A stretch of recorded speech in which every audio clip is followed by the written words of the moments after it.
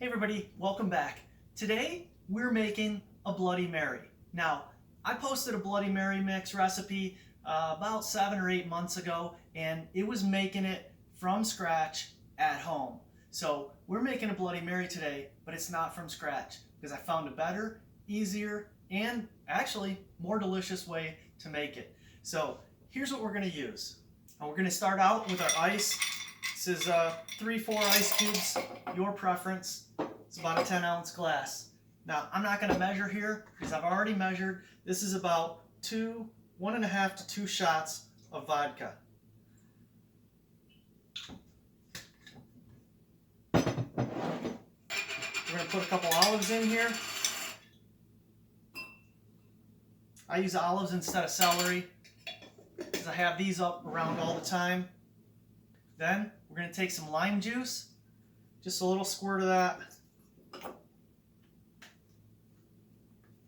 And what we're using is Bloody Mary mix. This is ZingZang.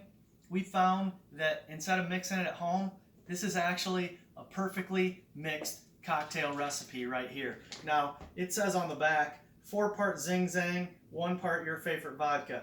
I use a little bit more vodka than that, probably about 25%, so 3 to 1. And it says, put a squeeze of lime, garnish with a celery stick.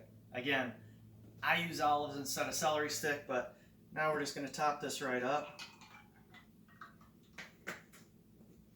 And this has all the pepper and all the seasoning in there already. You can actually see all the seasoning in there. And like I said, I got my olives, so let's give this a try.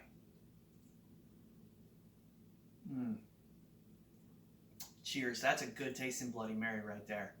Now, this stuff is great because, like I said, it's got all the seasonings in it. It's tangy, it's spicy, it's got a little bit of zip, and man, love this stuff. Hope you found this video informative.